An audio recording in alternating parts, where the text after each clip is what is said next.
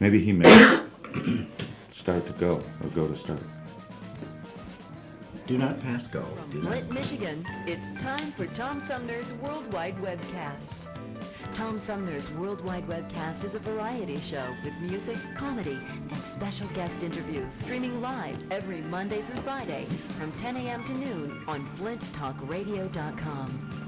You can be part of Tom Sumner's Worldwide Webcast during the show or anytime by sending your comments, questions, and suggestions to Tom Sumner's Worldwide Webcast at yahoo.com. Or for information about the show and upcoming guests, visit us online at Tom Sumner's Worldwide Webcast at MySpace or Facebook. Stay tuned, because it's on now. Tom Sumner's Worldwide Webcast, the golden age of radio for the internet. Here's your host, Tom Sumner.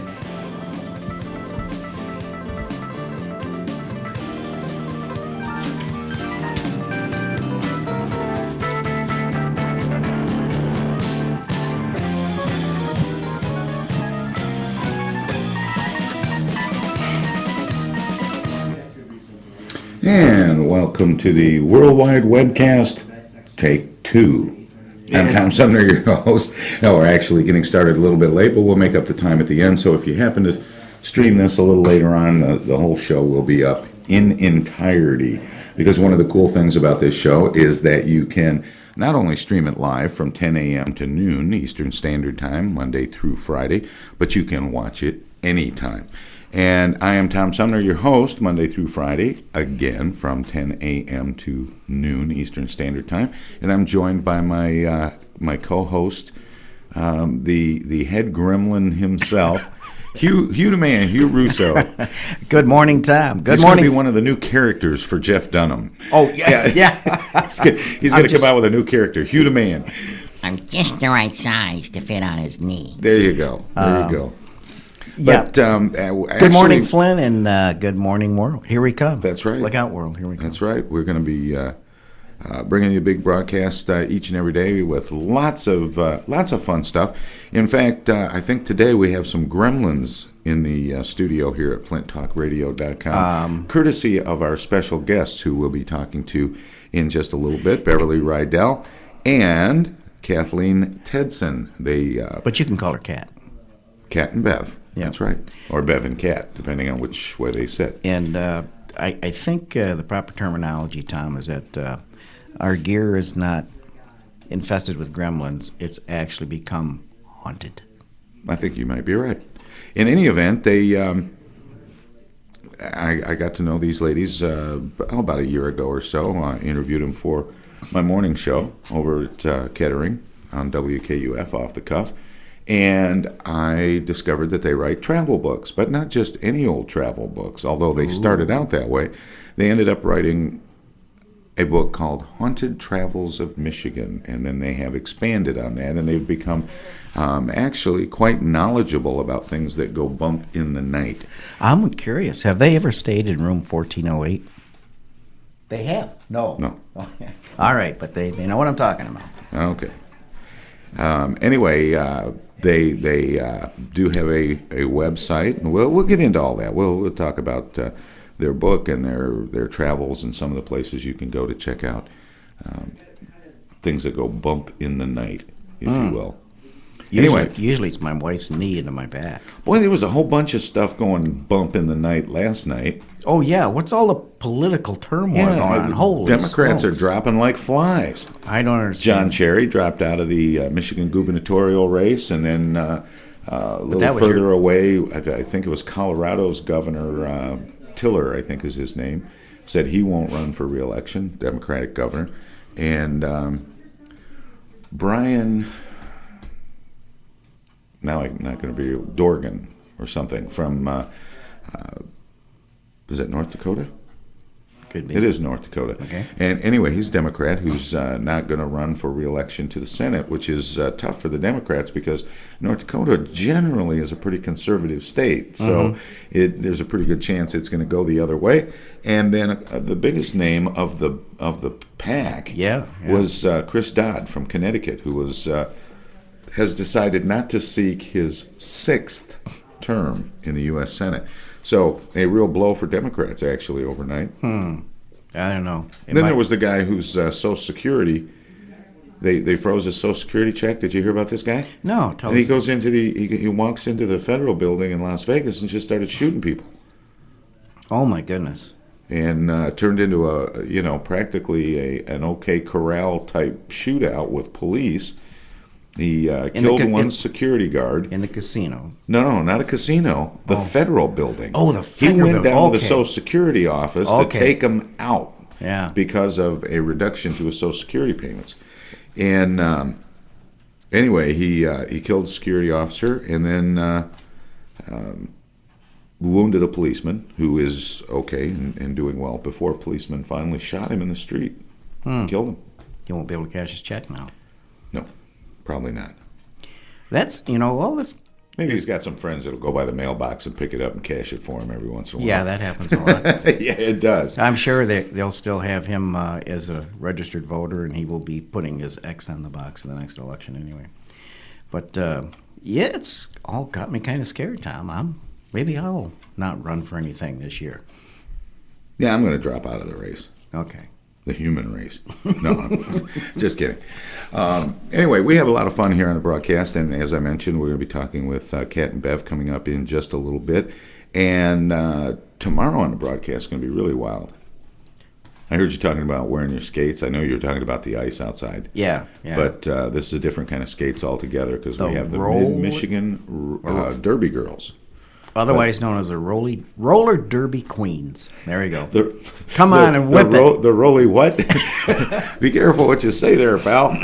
But the Mid-Michigan Derby Girls will be with us, and also Jeremy Blaska. And you've got to see this guy to believe him. Guitar player, singer, Extraordinaire. songwriter, performer, arranger.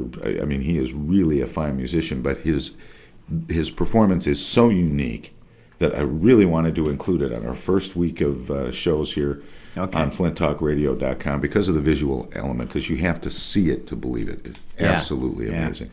Yeah, any other radio station, you wouldn't be able to see it like this. And coming up on Friday, Barry Simon.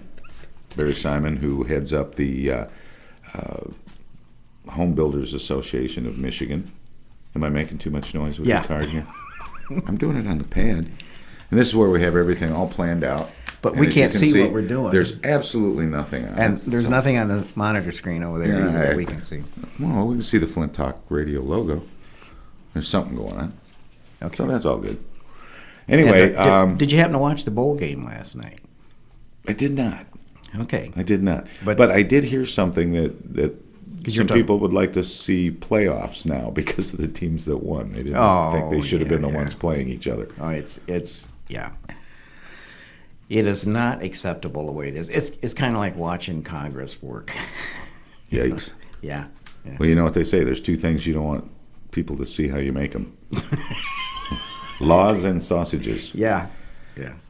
Which reminds me, the president is actually talking today with members of both houses of Congress. Yeah, he skipped some kind of important meeting in order to do this Democratic meeting or whatever.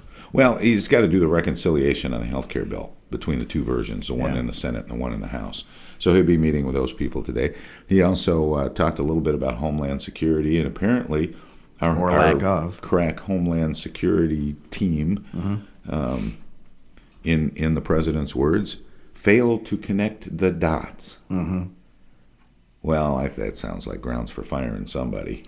Well, if you just look if you look at the two incidences, the other one when we did have Homeland Security was involved with Hurricane Katrina, and the how do you call it, the rhetorical cover-up went on for a month, and at least on this one, I will give him credit. He came out to a podium right within 24 hours and verbally spanked them. Yeah. I mean, come on. Well, he said we screwed up. Yeah. And we did, really, because for all intents and purposes, there was a successful mission, a successful attack against the U.S. on Christmas Day, except for the fact that the bomb failed to go off. But the mission was carried out. There's a burning question I'd like to ask about that. The underpants bomber. Yeah. Do you suppose when it got right to the critical moment, he was so scared he blanked his pants, and that's what diffused it? Maybe that's what made it go awry. Could be. I mean, we all know. See, that's why you should wear clean underwear when you're going to travel. That's exactly right. No, I couldn't help thinking, that They should have figured that out, when he passed his, suicide bomber class, and he lived. Something was going on with that guy. yeah, well, he flunked the final exam, Yeah, but and they still gave him a and chance. lucky on our part, because actually that would have been a real tragedy. But it's hard not to make fun of some of these things. Oh yeah, I mean, the guy would have never made it if Ahmed had been teaching the class. Hands We'll down. kill you. Okay. Anyway, enough of that. Although the subject of Ahmed, the dead terrorist from Jeff Dunham, He really just suffered a flesh wound, as we all know. yeah. Has nothing. Well, can you believe how big he got all of a sudden, How what? Jeff Dunham?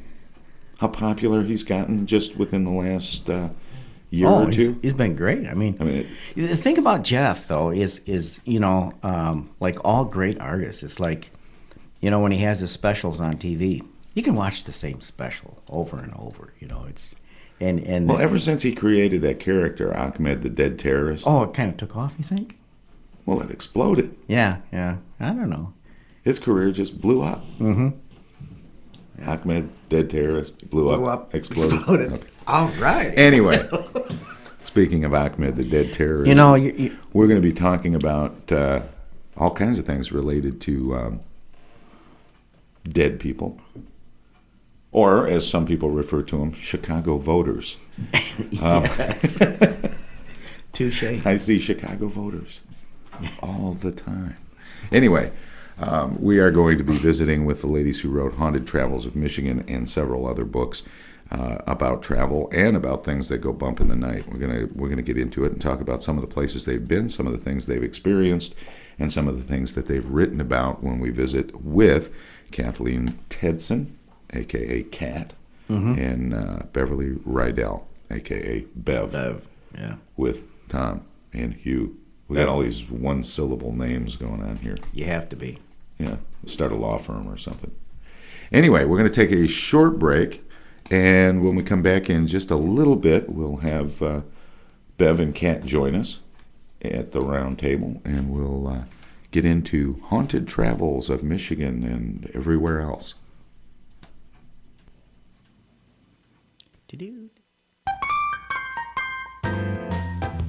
For the best guests, comedy, culture, and homegrown music, check out Tom Sumner's Worldwide Webcast, streaming live Monday through Friday from 10 a.m. to noon on www.flinttalkradio.com. Our not ready for public radio players and a cavalcade of cohorts from coast to coast relive the golden age of radio for the internet. Tom Sumner's Worldwide Webcast, weekday mornings or anytime on www.flinttalkradio.com.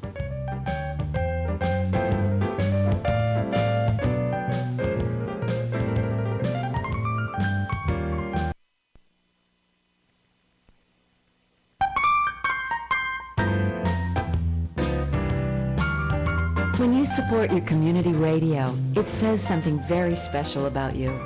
It says you care about your community and that you believe in radio that reflects and enhances the social and cultural fabric that makes your community great.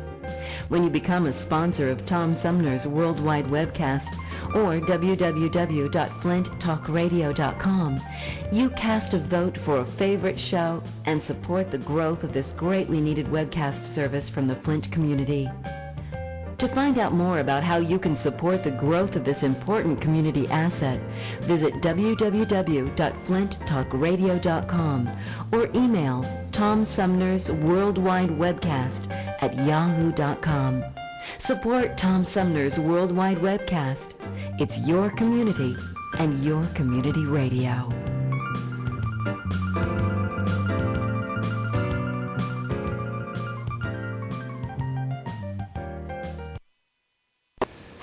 This worldwide webcast is brought to you by Young and Stevens Design. Young and Stevens Design exists to promote community, launch careers, and make life more beautiful.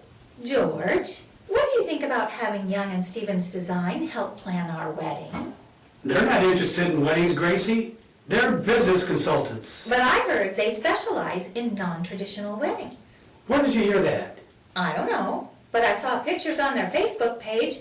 They had a horse-drawn carriage. It says right on their Facebook page, find design solutions for your home, office, and special events. Well, don't you think a wedding is a special event, George? Of course it is, Gracie, but it's not like doing interior design for a new or existing business or for someone's home. It's not like planning a political fundraiser or staging a large company party or dinner. Weddings are just weddings. Is that what you think, George? A wedding is just a wedding? Is that what you think of our wedding? It's just a wedding? I want our wedding to be different than other weddings, George. All right, Gracie. I'll get the contact information from the Facebook page at Young and Stevens Design. I've got it right here, George. Just call 810-358-0426. Can we have a carriage, George?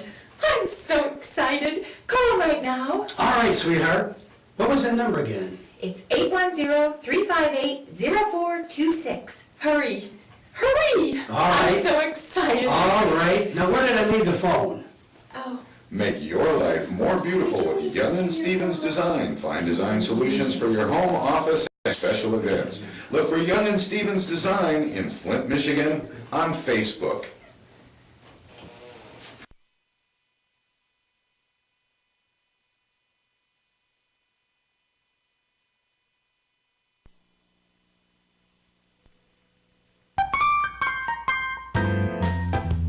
Do you have a MySpace page? A Facebook page? Add us to your friends list. Our MySpace profile page is accessible to anyone on the internet and has lots of information about the show. Look for Tom Sumner's Worldwide Webcast on MySpace and Facebook. Add us as a friend so we can count you among our friends.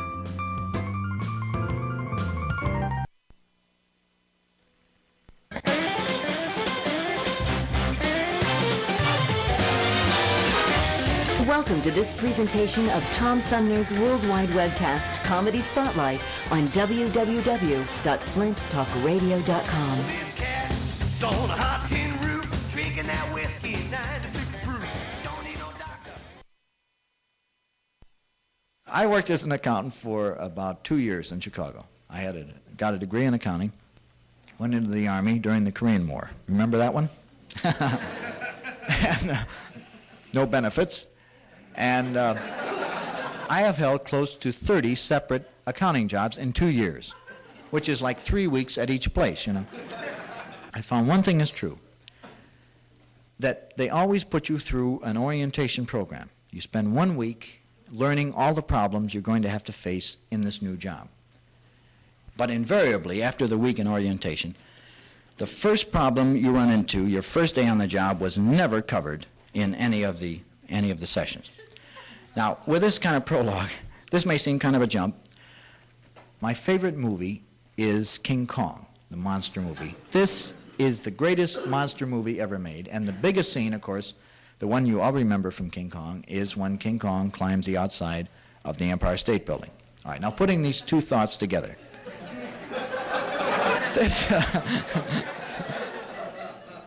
This is the night that King Kong climbs the outside of the Empire State Building. It's also the first night on the job for a new guard. See? This is his first night on the job. He's gone through a week's orientation on the problems he's going to face, and it happens to be the night that King Kong climbs the outside of the Empire State Building. Hello, Mr. Nelson. Yes, this is Sam Hennessy, the new guard. Yeah, sir, I hate to bother you at home like this on my first night, but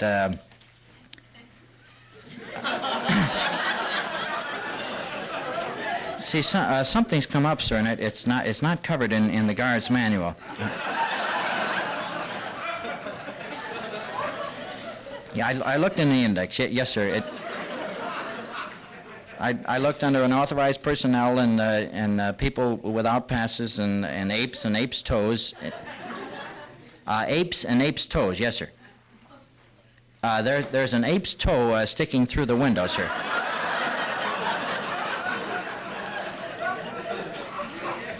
Well, see, this isn't your standard ape, sir. I mean,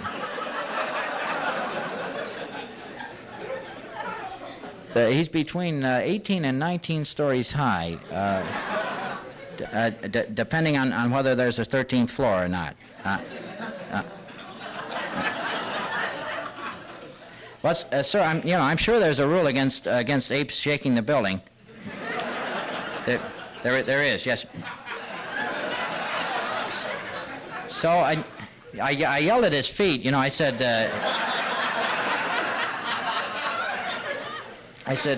shoe ape, and I'm sorry, but you're going to have to leave, sir. And I know how you like the new men to think on their feet, sir. So I went to the broom closet, and I got out a broom without signing out a requisition on it. I will tomorrow, yes, sir. And I started hitting him on the toes with it, you see. But it didn't seem to bother him too much. See, there are these planes, sir, and they're flying around him, and they're shooting at him, and they only seem to be bothering him a little bit. So I figured I wasn't doing too much good with a broom. Did I try swatting him in the face with it? Well, I was going to take the elevator up to his head, sir. See, but my jurisdiction only extends to his navel.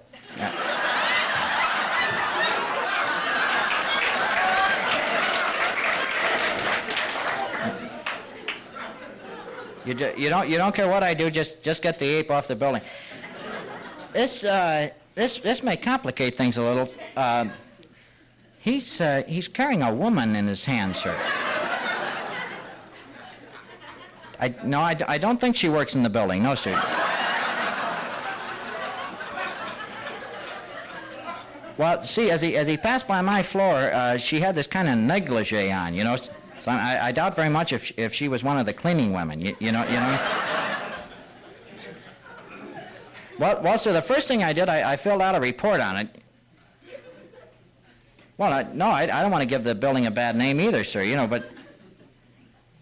Well, I doubt very much if we can cover it up, sir, Well, the planes are shooting at them, and, people are going to come to work tomorrow morning, and some of them are going to notice the ape in the street, and...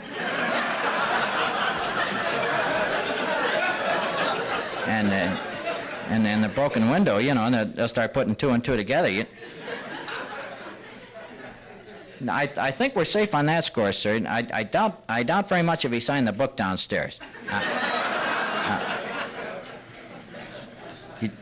You don't care what I do. Just get the ape off the building. Well, I came up with one idea, sir, but I'm not supposed to leave my post. Well, I thought maybe I could smear the Chrysler building with bananas.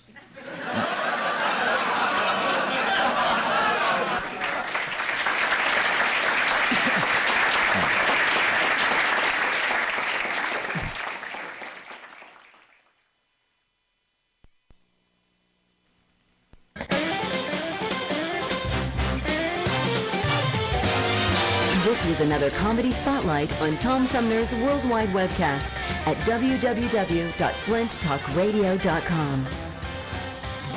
This cat's on a hot tin roof, drinking that whiskey 96 proof. Don't need no doctor, don't feel no pain.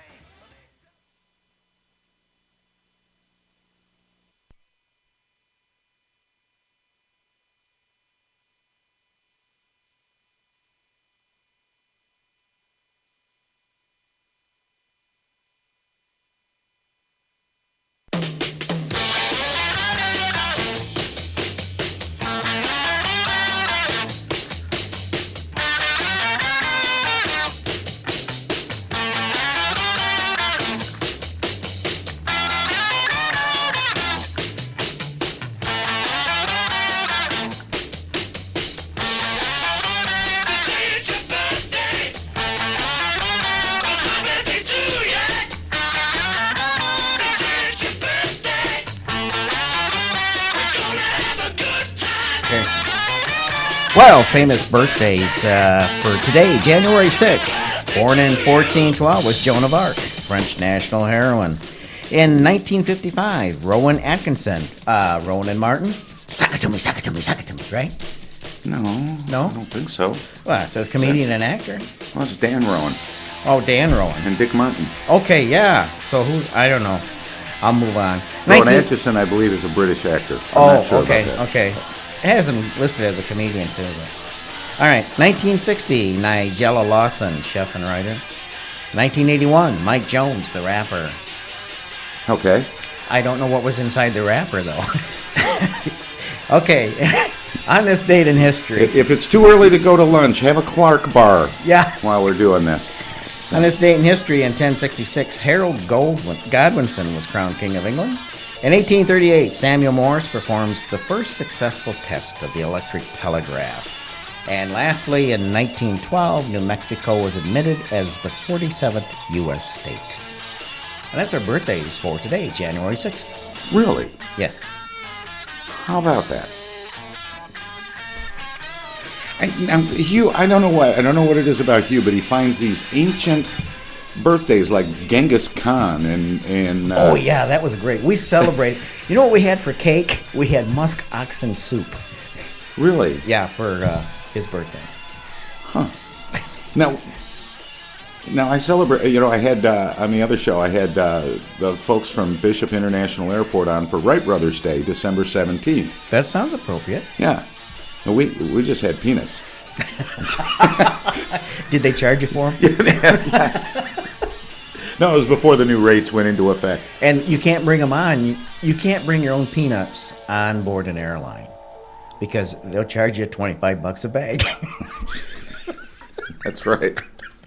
Unless they're carry-on peanuts. Oh, yeah. There Yeah. you go. Okay. Anyway, that was celebrity birthdays, and we're going to play. You know, one of the things that we like to do is show off people that are in or from the Flint area musically, from a variety of talent pools, but music being one that we do most often.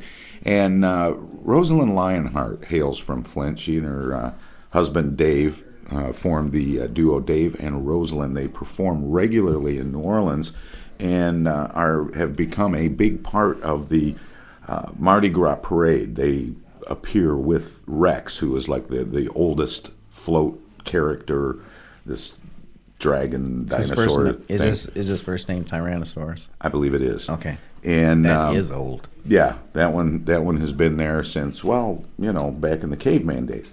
Anyway, the early days of the Mardi Gras. But I thought it might be fun to Triassic spotlight period.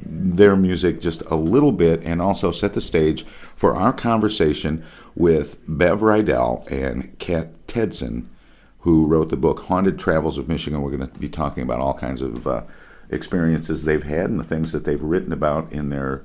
They started out as travel writers, and now they're writing all about these haunted places. So we're going to talk all about that They in must have just a had a couple lot minutes. of- But let's listen to... They must have had a lot of bad experiences. You think?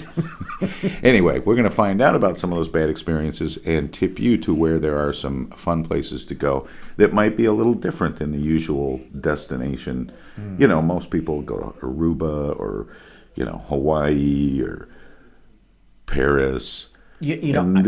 They go to like closed prisons and stuff. So anyway, we're gonna talk about that coming up in just a few minutes. But let's listen to some music by Dave and Rosalind while we're resetting the stage.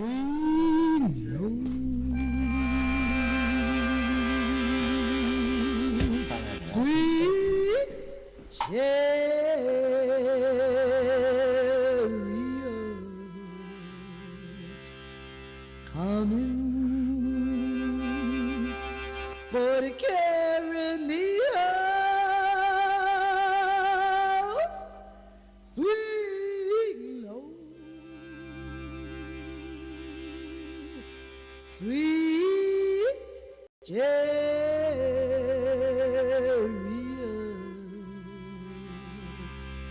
coming for to carry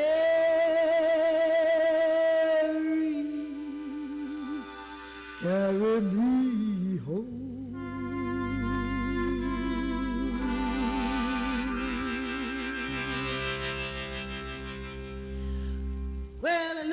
for Jordan, and what did I see? Coming for to carry me home. Band of angels coming after me, coming for to carry me home. Swing low, sweet chariot, coming for to carry me home. Swing low, sweet chariot, coming for to carry me home.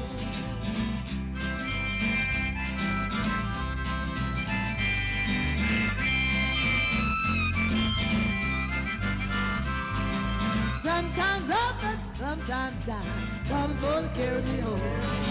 Still my soul feels heavy bound, coming for to carry me home.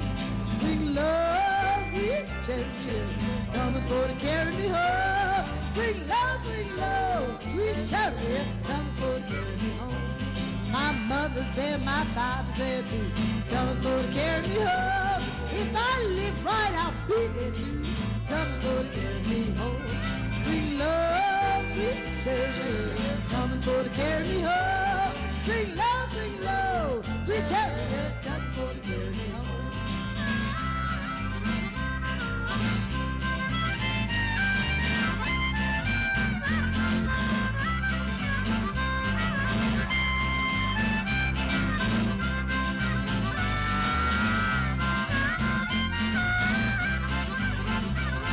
If you get there before I do, coming for to carry me home. Tell all my friends I wanna be there too, coming for to carry me home.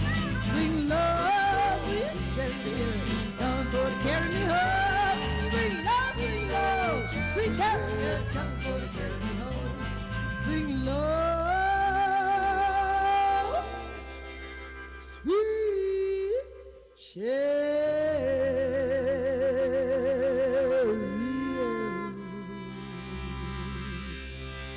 Coming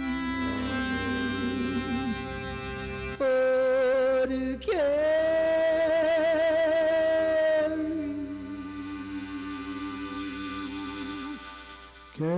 me home.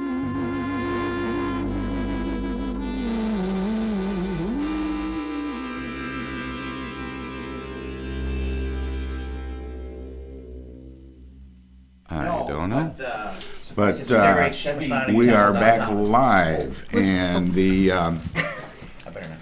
as we scramble around, that was music from New Orleans. Dave and Rosalind Lionheart, who hails from here in Flint. She and her husband Dave and Rosalind are regular fixtures in the New Orleans music scene. Little Swing Low, Sweet Chariot, and if you're taking your chariot out for a spin and want to know where to go, the perfect people to ask are right here in the studio with us at flinttalkradio.com. This is Tom Sumner's Worldwide Webcast. I'm here with my host, as always, Hugh the Man, Hugh Russo, and our very special guests on your right, my left, Bev Rydell. They're the two next roses. to me is Kathleen Tedson. We'll just or call Kat. it Kat. Yeah. That's right, Kat. Kat and Bev. Kat and Bev. and Work. Kat. Nice to be here. She wanted me to change my name. She wanted me to be called Mouse.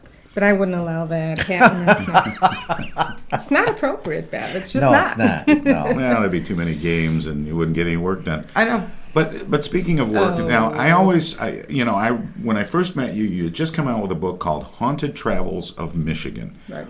And then you came out with another book, which I always refer to, or you're working on another book, which I refer to as Haunted Travels from Everywhere Else. but it's actually called something better than that. Well, our next book is also going to be Michigan. And we've got two Okay. more books coming out now. Exactly. Wow. Two more books. Two more books. Got it. And Okay, Michigan is too? twice as haunted as other places. It is. Oh, it's one of the most really active. haunted states.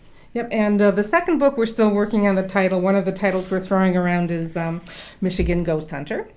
Okay. And the other book will be focused in Ohio. Oh, okay. And the Ohio Valley. Yep, in Ohio Valley. Now, Tom, you can relate to this, right? Aren't you still haunted by one of your ex-wives? A They lot all of people haunt me. still are. They yeah, all yeah. haunt me. Okay. All? But- I didn't know Yes, there I've- were I've multiples. I've been married kind of a lot. Very good. That's, But, that's great. And got a- and like so many good things, they came to an end. But anyway, getting back to haunted travels Sorry of about Michigan, that. other than Diversion. places I used to live. That there's funny. I don't care who I am. There goes Hugh. Hugh's gone to the zoo already. We haven't even pulled out of the driveway yet in some of these haunted. But one of the things that I wanted to get into and talk with you guys is you actually started out writing just plain travel books. Mm-hmm. That was your thing. That was your specialty, and you have how many of those out? We're on the 8th edition. That's what you'd find in bookstores today, the 8th edition. Okay. And places to stay in Michigan when you're traveling. Something Okay. besides your traditional hotel, motel. Right. So bed and breakfasts Yes. and Resorts, cottages, Private- private homes. okay. Yep. Then how did you get from that to writing Haunted Travels of Michigan? How did that, I mean, what was the first time you said, did you become fans of like checking these places out and then decide to write about it? Or how did that transpire? Well, actually, it was the property owners themselves. Right. We would go out to visit our properties in the book, and invariably somebody would say, I think my place is haunted. And then Kat picked up and said, wouldn't it be fun? Didn't you? Interesting. Yeah, let's check it You out. were hearing that like time and time again, just going to Frequently. regular places that Yeah. people were Right. going. Yeah, bed and breakfast. Some of the older hotels certainly would say that, or they'd say, the restaurant down the road. There's been a lot of activity there.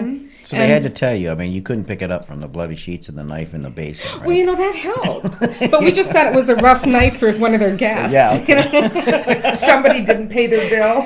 Maybe someone associated with town. Some of my old honeymoon suites. So, Exactly, so is the Bates exactly. Hotel still on your list? Well, that's actually the first one. It's a B, so it comes. But so you find out from people, but then now I know from talking with Jenny Marcus, for example, with the Highland Ghost Hunters, Yes. that they go out very often and debunk these things. They'll go out and they'll find out, the reason that you're seeing things is because you have a gas leak, or there's some physical reason why something is going bump in the night, Right, and, that's and they right. get to the bottom of it in most cases. Right. As writers, you have an even greater responsibility to be really accurate. If you tell somebody that a place is haunted, how do you verify that that is in fact true? We do a lot of analysis. I mean, we're not experts on audio, video, or photographs. And we approach everything very skeptically. In other words, we don't think it's paranormal. So we send it over to experts. We use for our photos photo analyst, actually, that works with the FBI. And through a lot of digital analysis, they can identify it as possibly unexplainable, which would, of course, be paranormal for us, or something with logical basis. We also have video analysts that help us, audio for the EVP, electronic voice phenomena, and the paranormal teams we work with, like Highland Ghost Hunters, they're also very knowledgeable on ferreting out. And Bevan, you and I are very skeptical. We are very skeptical, and that's why we're selective when we even choose the paranormal teams that will help us, because we want to make sure they're using credible analysis when they're doing their own evidence collection. Right. So, yeah, we're You don't very, want to just very go out and hire anti-skeptics. Yeah. Yeah, we for instance, we don't. That's what they do in courtrooms. It's so easy, especially with what's called an electronic voice phenomena, which is supposedly a disembodied voice of a spirit that you can't hear with your ears, but it can be recorded on an audio recorder, and through putting it through software and adjusting it, you can hear voices. Some groups don't do a very good job with that. They take the most innocuous sound and say, oh, that's an EVP, or they'll pick up the whisper of somebody in their team and say, oh, that's an EVP. With some of the groups we use, like Highland Ghost Hunters, who are really good, they ferret out, all the junk. the anomalous stuff. And then the other things that may be questionable, Bev and I will, use one of the other experts that we sometimes go to. Right. So we've been on, what, more than 80 investigations? Yeah, at least 80 Over 80 right now, yeah. investigations just to come up with stories for a couple of books. So there's 80 stories in this. No. Oh. See, that's the other thing. Just because you investigate a place is potentially haunted doesn't mean it is. Okay. Or it doesn't mean we collect evidence. Yeah, I mean, 90% of the time there's nothing. Bev and I went on for this first book, 40 or 50 investigations. Yes, we did. We have 10 stories. Ah. Right. 10 stories. Okay, by the end of the hour, you're going to have to read that because we will test. We test every day. Is that even? I can't even tell. There's We can't no tell. monitor, so. But that's the cover of the book, Haunted Travels of Michigan, and now going into this, the first time you went on one of these, you're thinking, okay, this is a good idea for a book. So you go out and you start to do a little research, and you Right. go to some places that you've been told about. Right. What was that eureka moment when you said, we're really onto something? This is a real thing. We're going to end up doing this book.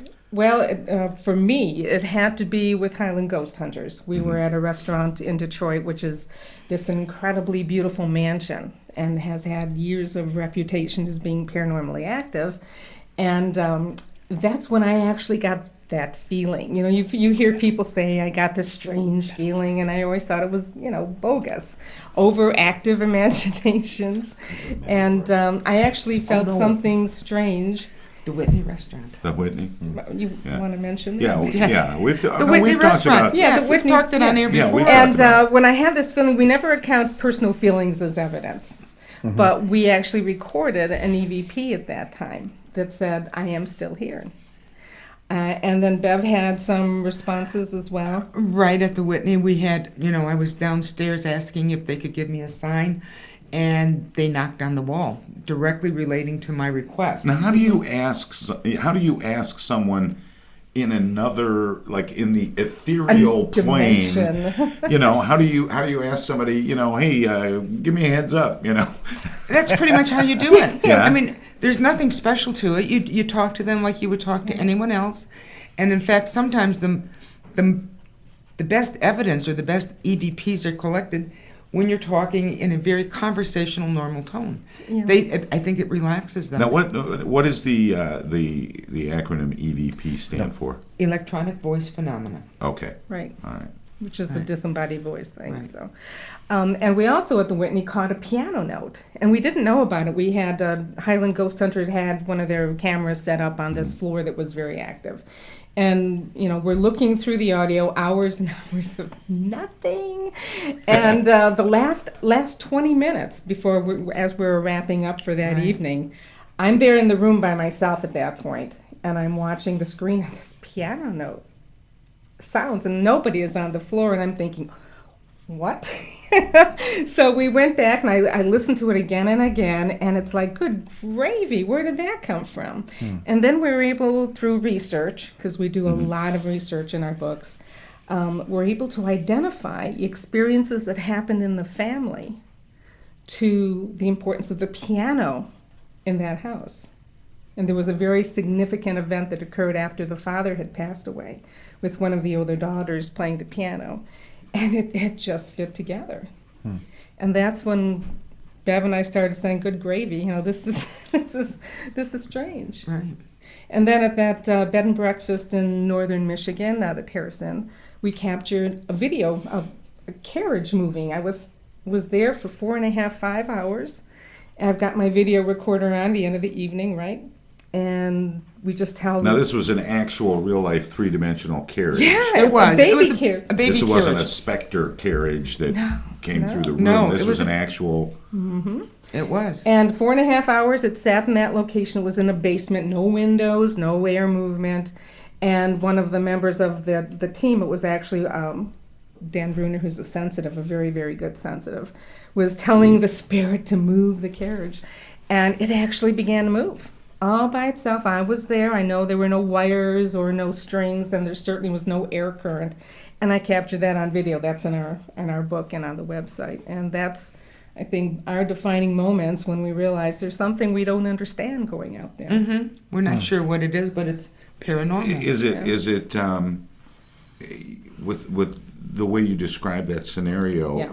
and you mentioned that I can't remember the gentleman's name, but you said he was very sensitive. Is it possible that this was telekinesis and not a connection to something?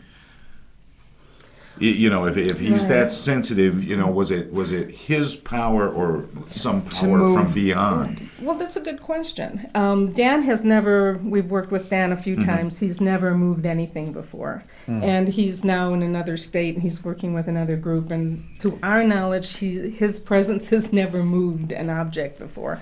And But I mean, you know, it's one of those things that maybe he didn't know he was doing or have. You know, Are these the kinds of questions that you ask before you write the stuff for the book?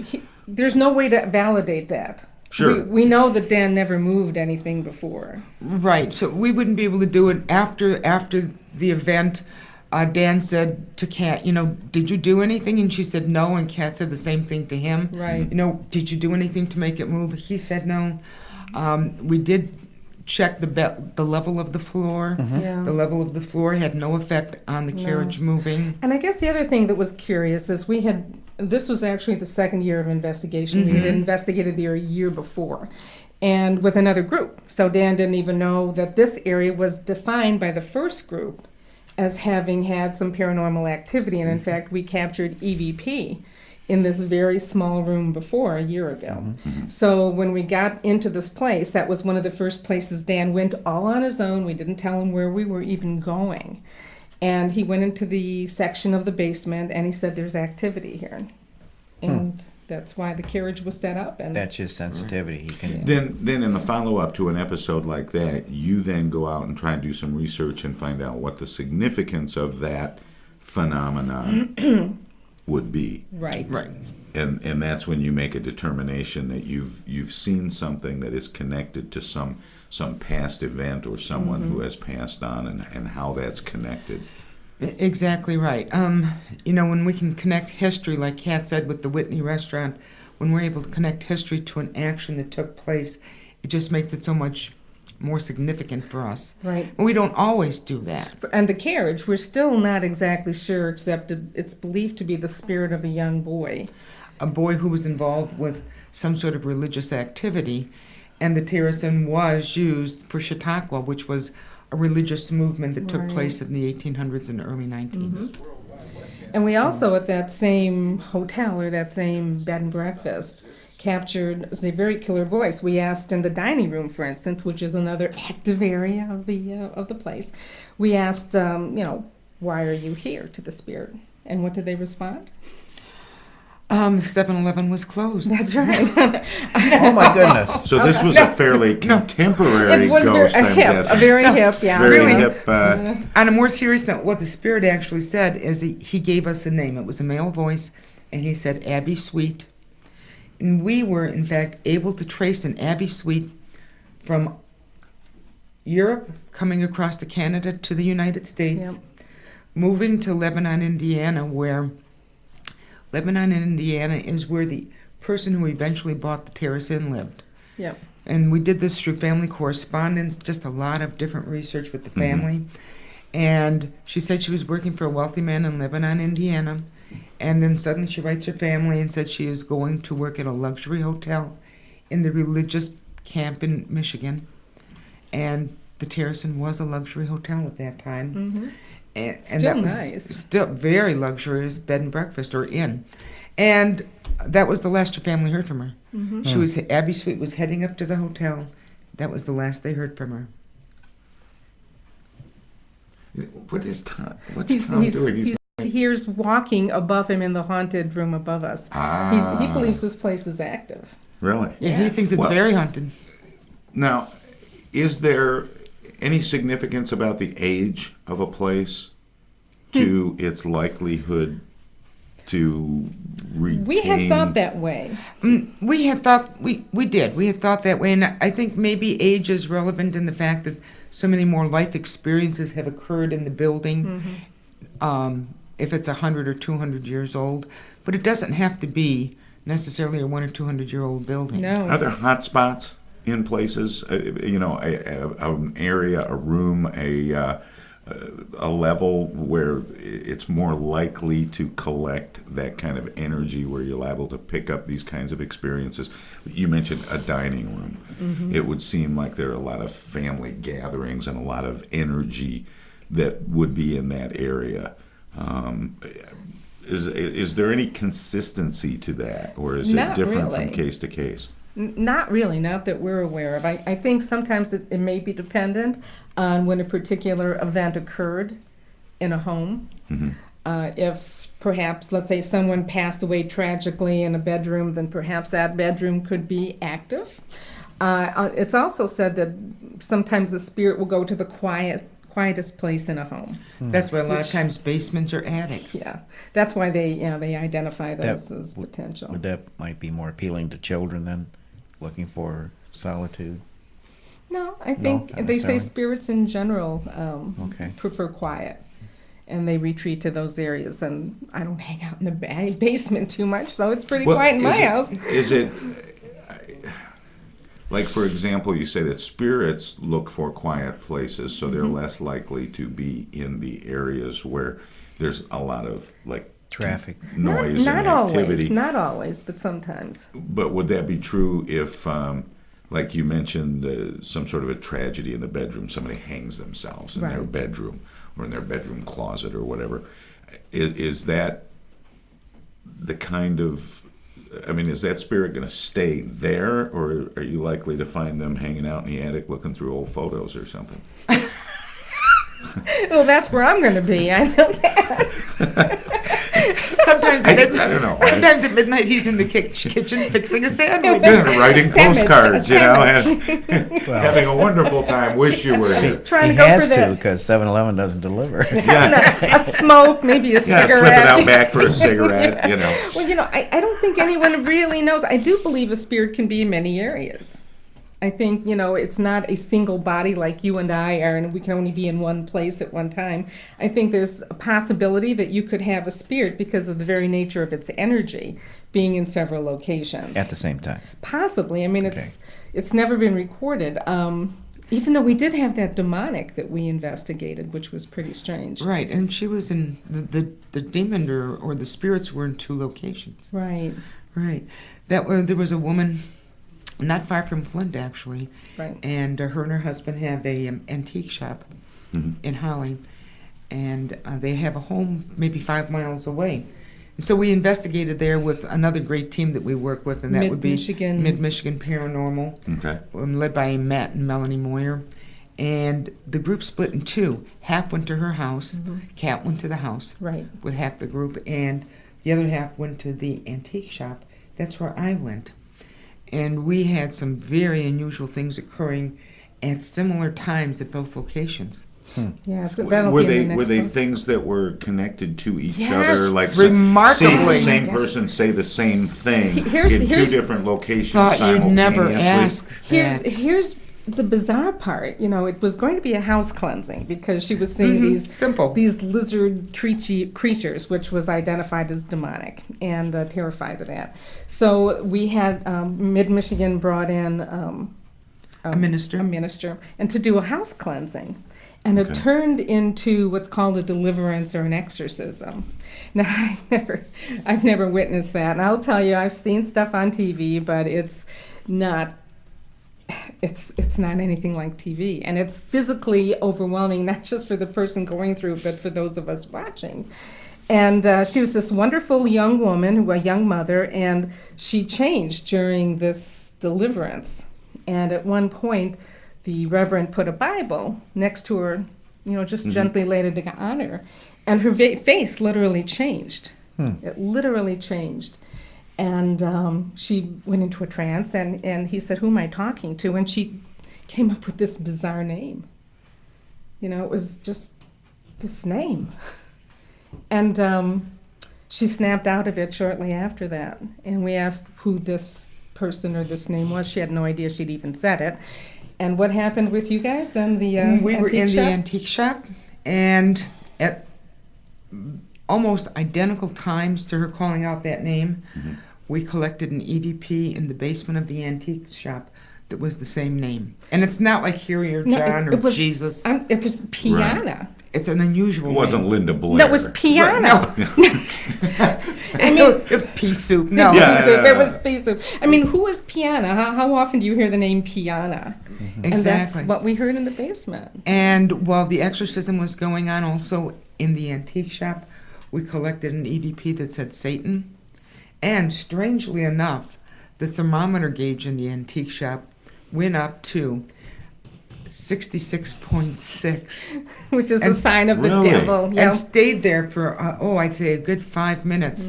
And normally it was ranging around 69. It was crazy. I mean, So I was never sure, to tell you the truth. I'm a bit skeptical about exorcisms and deliverance and all this. it was but just very unusual. Well, you know, it's an experience. we have to take a break right now, but I want to get into sort of we don't buy that, but yet you run into things you can't explain, Right. and how that changes you. it has to complete. I mean, you went from writing travel books to basically being ghost hunters, and I want to get into that some more when we get into this next segment. John, can we and let's make sure and get the Young and Stevens design spot into this this short break from the Worldwide Webcast, and we'll be back with Kat and Bev in just a moment.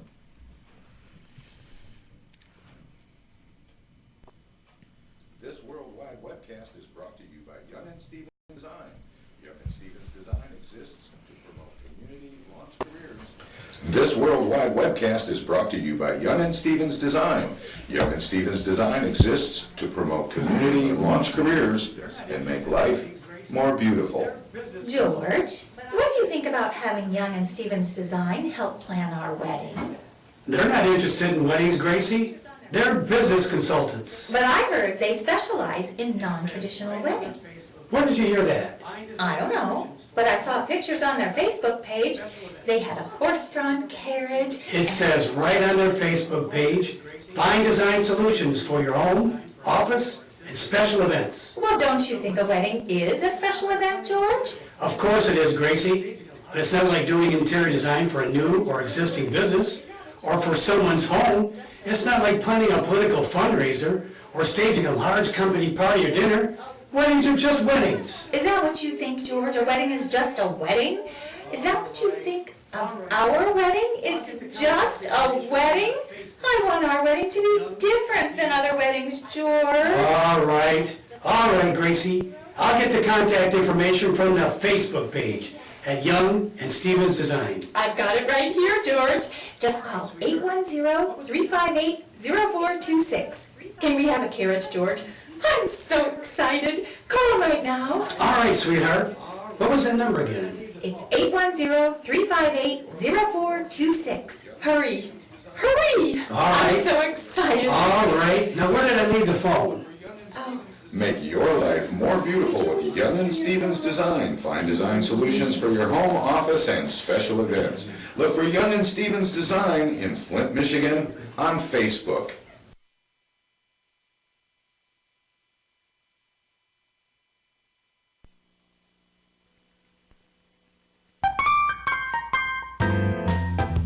For the best guests, comedy, culture, and homegrown music, check out Tom Sumner's Worldwide Webcast, streaming live Monday through Friday from 10 a.m. to noon on www.flinttalkradio.com.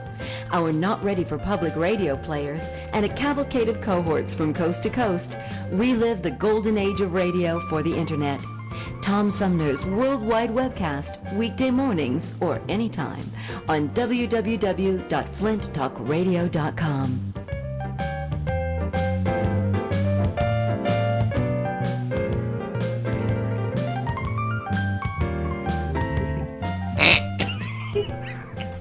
You don't have It was to perfect. He worry brought the about mics up just in time for that That snort. snicker.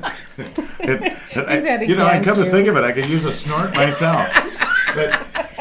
But anyway, this is Tom Sumner's Worldwide Webcast. My host, my co-host, rather, Hugh the Man, Hugh Russo, and our very special guests, Kat Tedson and Beverly Rydell. Before the break, we were talking